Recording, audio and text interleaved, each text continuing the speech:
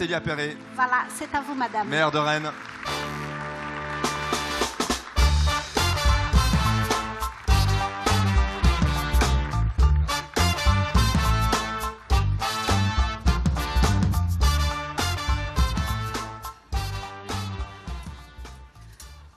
Bonsoir à toutes et à tous, Madame la garde des Sceaux, chère Christiane, Monsieur le Président national de la Ligue de l'enseignement, Monsieur le Président de la Ligue d'Ille-et-Vilaine, cher Thomas, Monsieur le Préfet, Monsieur le Président du Conseil départemental, cher Jean-Luc, je vais continuer la liste parce que nous sommes nombreux, Monsieur le Président de Rennes Métropole, cher Emmanuel, Mesdames et Messieurs les parlementaires, chers collègues, Mesdames et Messieurs, et enfin, chers amis.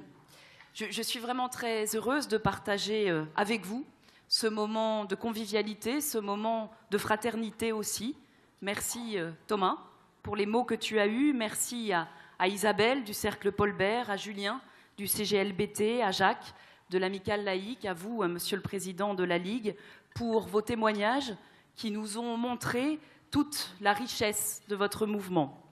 Merci aussi aux bénévoles et aux militants de la Ligue qui ont organisé cette soirée. Je sais que ça a été un travail fantastique et je veux, en votre nom à tous, les en remercier. Bravo à vous.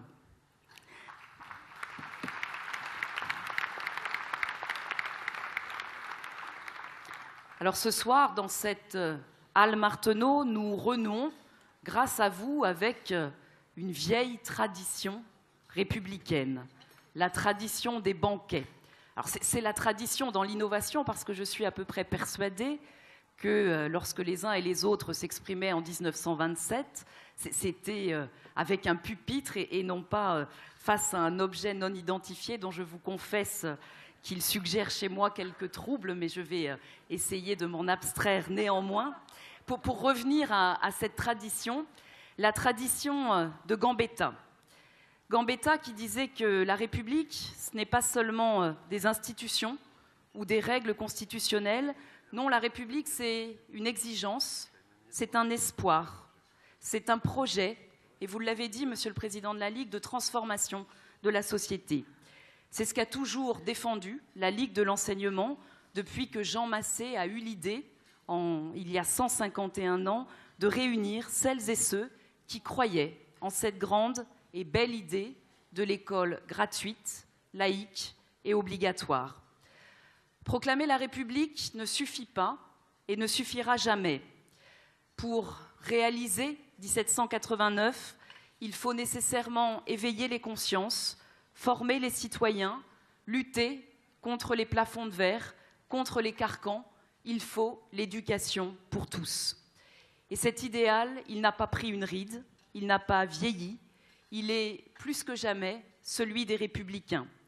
Et quand je dis les républicains, c'est sans exclusive, sans esprit de polémique. Parce que la République, ce n'est pas le combat d'un camp contre un autre. La République, c'est faire nation par-delà les différences et c'est savoir dépasser les clivages, nos clivages. Peggy avait trouvé ces mots magnifiques. La République, une et indivisible, voilà ce qui est sorti de la Déclaration des droits de l'homme et du citoyen. C'est de cette République-là dont nous sommes républicains. C'est cette République-là que vous, les militants de la Ligue, vous, les bénévoles des associations affiliées à la Ligue, vous servez au quotidien. Chacun connaît vos engagements, vos réussites. Thomas en a cité un certain nombre. Je n'y insisterai pas. Néanmoins, les rencontres nationales de l'éducation, le dispositif Lire et faire lire, le centre info-école, l'action culturelle pour les plus éloignés, y compris, chère Christiane, en prison, la lutte contre les discriminations. Vos initiatives, vos engagements ont nourri depuis des années notre culture locale, du vivre ensemble, du faire ensemble.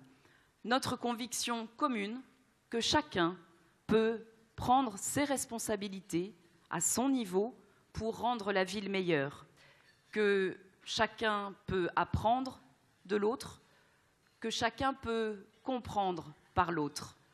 L'autre comme soi-même, aurait dit Paul Ricoeur, je le citais hier en inaugurant une église rénovée, je le cite et je l'assume aussi devant vous parce que nous sommes les uns et les autres le produit d'histoires personnelles et culturelles multiples. Je veux bien sûr, avec vous, souligner la qualité et la force du partenariat qui unit la Ligue à notre ville de Rennes autour de l'éducation populaire. L'éducation populaire qui permet à chaque enfant, à chaque jeune, à chacune, à chacun, tout au long de sa vie, de prendre sa place, d'appréhender des notions essentielles, d'expérimenter des outils pour se construire. Mais ce dont je veux surtout témoigner avec vous ce soir, le message que je veux vous transmettre, c'est que vos actions n'ont jamais été aussi nécessaires, aussi essentielles, aussi attendues qu'aujourd'hui. Et nous sommes face à un défi éducatif qui est, je crois, d'une ampleur inédite. André Glucksmann, dont je veux saluer la mémoire, nous ne partageons pas tous ses combats, avait trouvé les mots justes quand il disait vouloir réactiver l'universalisme des Lumières contre la fièvre identitaire. Nous entendons, chacun d'entre nous, dans nos rues, dans nos quartiers, dans nos cages d'escalier, ce que nous pourrions appeler la libération d'une parole réactionnaire. Elle a pour cause la peur du déclassement, un sentiment de dessaisissement dans la mondialisation, de désenchantement face à la dilution de repères collectifs. Elle a pour conséquence la tentation du repli et une inclinaison toujours plus forte au déni de ce que notre société est devenue. Une société plurielle, métissée, une société colorée, riche des cultures qui la composent et des histoires particulières, singulières, qui la façonnent. L'extrême droite souffle sur les braises de cette peur de la dissolution. Elle attise les méfiances, elle exploite les défiances. Elle sape les consciences républicaines et face à elle, il n'est pas question de céder. Et je crois fondamentalement que notre enjeu, à nous qui sommes réunis ce soir, notre défi commun, c'est au contraire de refonder.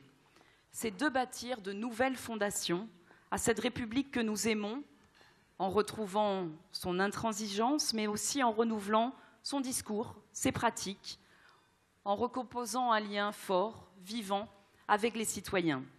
Le premier chantier, c'est bien sûr l'école. L'école qui est d'ailleurs, si vous me permettez cette expression peut-être peu heureuse, plus que l'école. L'école, c'est l'émancipation, c'est l'intégration, c'est la faculté de penser, la soif de découvrir, le sens de la curiosité, le goût de l'effort.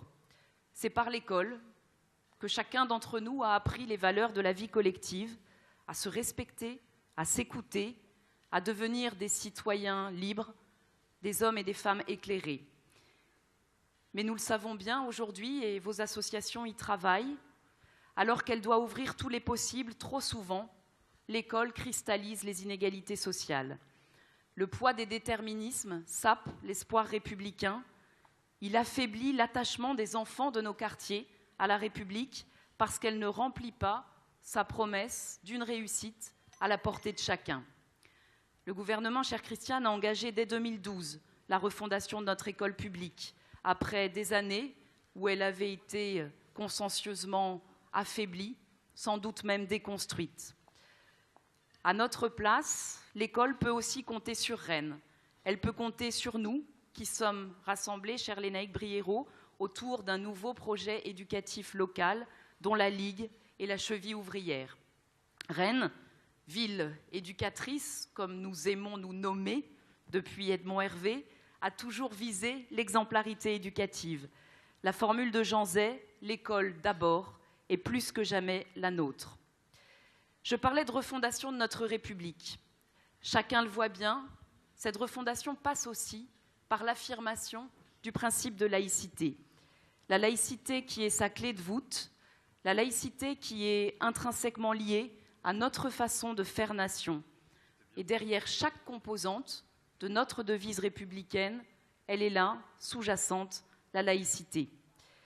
La laïcité, c'est la liberté qui permet à chacun de croire ou de ne pas croire, qui permet à chacun de pratiquer sa foi, ses doutes ou ses convictions.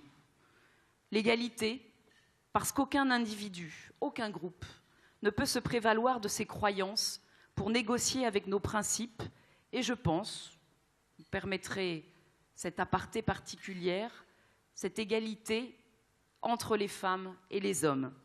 Je le dis au passage parce que nous avons, j'allais dire presque tranquillement, pour leurs auteurs, assisté à des attaques de plus en plus décomplexées ces dernières semaines contre les femmes engagées, y compris, chère Christiane, contre les femmes ministres de la République. Je veux dénoncer avec vous cette misogynie rétrograde. Quand on dénigre une femme pour ce qu'elle est, pour le vêtement qu'elle porte, on insulte chaque citoyen, homme ou femme, parce qu'on le réduit à son genre.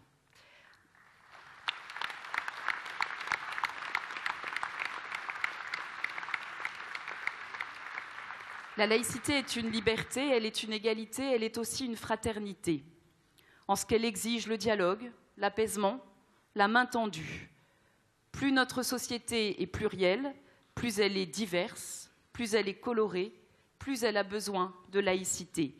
Une laïcité pour nous donner des repères, des boussoles face au communautarisme, une laïcité vivante face aux tentatives de dévoiement et d'instrumentalisation, une laïcité qui ne sera jamais une islamophobie. Nous avons réuni ici, à Rennes, un comité consultatif laïcité.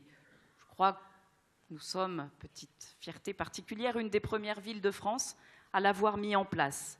Son animateur est ici, vous le connaissez bien à la Ligue de l'enseignement puisqu'il a été votre délégué général pendant plusieurs années, c'est René Joucan et je le salue avec toute l'amitié que j'ai pour lui. Cher René, j'ai demandé à ce comité qui rassemble des représentants des cultes, des mouvements de pensée, des experts, des acteurs engagés, d'élaborer une charte rennaise de la laïcité. Pourquoi une charte? Pas pour l'incantation, mais au contraire pour être dans l'action, pour rendre accessible, pour rendre lisible, compréhensible la laïcité, pour défendre la neutralité de nos services publics, pour déployer aussi, 110 ans après la loi de séparation des Églises et de l'État, une nouvelle pédagogie de la laïcité. Mesdames et messieurs, chers amis, voilà comment ensemble, à notre échelle, localement, nous pouvons contribuer à retisser le fil de la République, par l'école refondée, par la laïcité proclamée. Mais il nous faut également, et nous y tenons beaucoup, porter un nouveau regard, inventer de nouveaux chemins, expérimenter de nouveaux outils. C'est ce que nous avons voulu faire avec vous à travers les démarches de Fabrique citoyenne. La réponse de Rennes à la défiance envers les institutions, à la progression de l'abstention, à la résignation, au sentiment de relégation, c'est plus de démocratie, plus de confiance en l'intelligence collective, plus de partage des pouvoirs, plus de droits pour chaque Rennais, chaque Rennaise. Trop de nos concitoyens restent aujourd'hui au bord du chemin démocratique alors qu'ils peuvent et qu'ils veulent, par leur regard, par leur expertise, par leur savoir-faire, apporter une contribution au bien commun. L'emblème de ce printemps citoyen, c'est le budget participatif. Le succès, je dois le dire, dépasse les prévisions. Ça fait quelques jours maintenant que nous avons lancé ce budget participatif et quelques 140 projets, idées ont d'ores et déjà été déposés. Je veux vous inviter, en tant que représentant des associations, à vous saisir, si vous le souhaitez, de cette petite révolution. Comme vos associations se sont d'ailleurs déjà saisies, et je vous en remercie, des États généraux de la culture que nous conclurons la semaine prochaine et à travers laquelle nous dessinerons, pour la culture rennaise, de nouveaux horizons, de nouvelles possibilités. Je sais les valeurs, l'énergie de vos associations. Je vous prie de croire que vous pouvez aussi compter sur notre soutien constant, permanent. Plus de République, c'est aussi plus de justice. C'est la leçon de Jaurès. Mais là encore, nous avons un devoir d'innovation. La solidarité, ce n'est pas un mot dont nous devrions avoir honte. Assez des discours qui culpabilisent les plus modestes. Assez des glissements de langage qui pointent du doigt une solidarité qui profiterait toujours à l'autre, jamais à soi-même. La solidarité, c'est en particulier celle que nous devons aux réfugiés. Nous devons être à l'avant-poste de l'accueil parce que c'est notre tradition bretonne, parce que c'est l'ADN de nos terres humanistes. Et nous n'avons pas ici à rougir, je le dis en ayant écouté quelques slogans de manifestants à l'extérieur, parce que nous n'avons pas attendu pour mettre sur pied, c'était en 2011 notamment, une plateforme pour l'accueil des demandeurs d'asile et pour l'hébergement d'urgence, une plateforme pour faire face à la saturation des dispositifs de l'État, une plateforme que nous allons encore renforcer. Mais l'accueil n'est pas uniquement une affaire de dispositifs, de politique publique, d'institutions. C'est aussi l'affaire de chacune et de chacun d'entre nous dans la mobilisation et l'attention dont vos associations notamment sauront faire preuve pour permettre à tous ceux que la persécution et la guerre ont chassés de leur pays de reconstruire leur vie, s'ils le souhaitent, ici. Voilà, mesdames et messieurs, chers amis, quelques thèmes sur lesquels je voulais insister devant vous. Je le vois chaque jour, avec une certaine émotion, autant qu'une certaine fierté, dans mes fonctions de maire. Notre ville, elle est à l'image de notre République. Elle est fière de son histoire, elle est fière de ses combats. Elle ne transige pas avec des valeurs de respect, d'écoute, de justice, de solidarité, de laïcité. Elle porte haut une ambition éducative pour chacun de ses enfants, dans chacun de ses quartiers. Mais elle veut et elle doit aller plus loin, dans une nouvelle citoyenneté, pour que chaque parole soit écoutée, pour que chaque avis soit exprimé, dans une démocratie renouvelée, ranimée, dans une nouvelle solidarité assumée, innovante. Et cette nouvelle République, finalement, c'est à nous, ensemble, de la porter, de l'imaginer. Et c'est le plus beau programme que, je crois, la Ligue de l'enseignement puisse avoir, cher Thomas, pour ces 90 prochaines années. Plus de République pour plus de liberté, d'égalité, de fraternité. Merci encore à vous d'y contribuer quotidiennement. Merci à vous tous, sympathisants, militants, pour votre mobilisation et pour votre engagement ce soir comme pour chacun des jours. Merci beaucoup.